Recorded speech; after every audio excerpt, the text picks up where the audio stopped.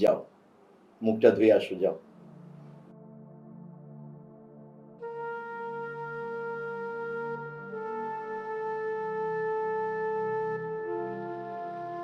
বাবা, মায়ের অত্যাচার আমি আর মানতে পারতেছি না।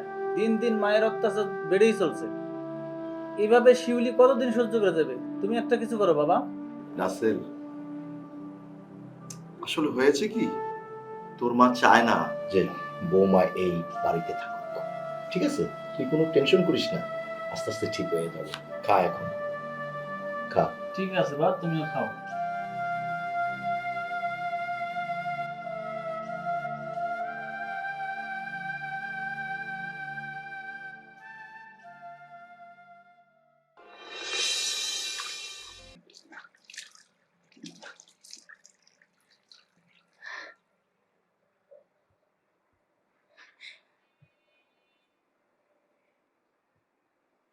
হে আল্লাহ, না জানি তুমি আমার কপালে কি কি লিখে রাখছো। সেই ছোট থেকে কষ্ট সহ্য করে যাইতেছে, আর এখন বিয়ে করে স্বামীর বাড়িতে এসে এখনো সেই কষ্ট সহ্য করতেছে। সমস্যা নেই, আমিও দেখতে চাই তুমি আমার কত কষ্ট দিতে পারো। আমি সব কষ্ট সহ্য করে নেব, তাও এই বাড়ি থেকে কোথাও যাবো না।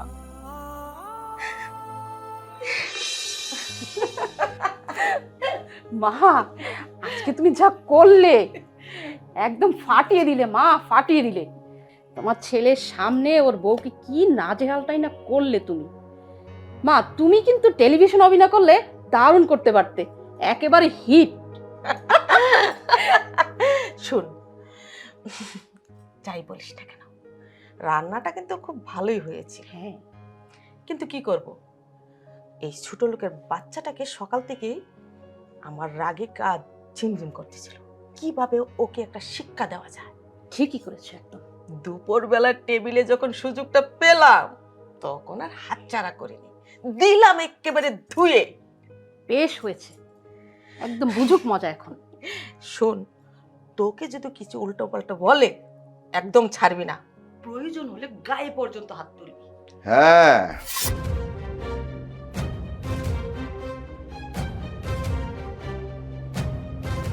আমি কিন্তু ইচ্ছে করলে এই ঘটনার প্রতিবাদটুকু ঠিকঠাক মতো আমি করতে পারতাম, কিন্তু কেন করিনি জানো? বৌমার সামনে আমি তোমাকে ছোট করে কথা বলিনি। আমি আমি বুঝতে পারছিলাম তোমাদের এই মা বেটির একটা সাজানো নাটক। আমার লক্ষ্মী বৌমাকে কিভাবে অপমান করা যায় সেটাই করেছো।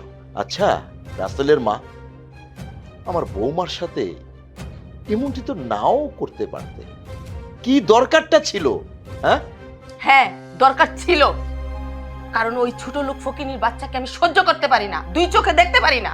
ওকে যতদিন পর্যন্ত এই বাড়ি থেকে আমি বের না করব ততদিন আমার শান্তিতে ঘুম হবে না।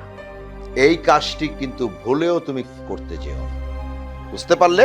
আমি যতদিন বেঁচে আছি এই বাড়িতে আমি যতদিন আছি ততদিন আমার বৌমাকে তুমি বের করতে পারবে না।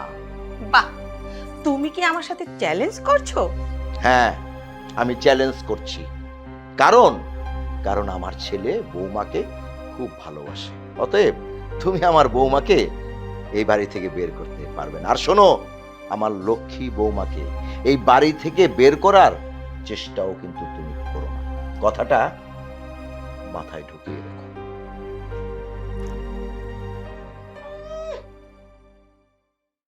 কি বুঝলে মা? বুঝলে এবার? বাবাও তোমার বিপক্ষে চলে গেল।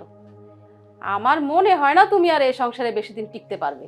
আমার মনে হয় যত দ্রুত সম্ভব তুমি তোমার ছেলের বউর হাতে সংসারটা তুলেই দাও, তা না হলে বাবা তোমাকে কবে আবার এ বাড়ি থেকেই বার করে দিবে। আমিও ছেড়ে দেওয়ার পাত্রী না, এটা আমার সংসার, সাজানো গোছানো সংসার। আমি এই সংসার তুলে দেব এই ফকিন্নি গরিবের বাচ্চার হাতে? কোনোদিনও না। আমি বরং ছলে বলে কৌশলে এই ছোট লোকের বাচ্চাকে এই বাড়ি থেকে বের করেই ছাড়বো।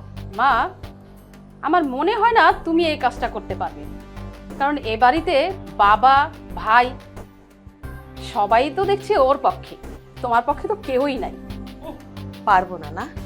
আরে তুই আমার মেয়ে হতে পারিস,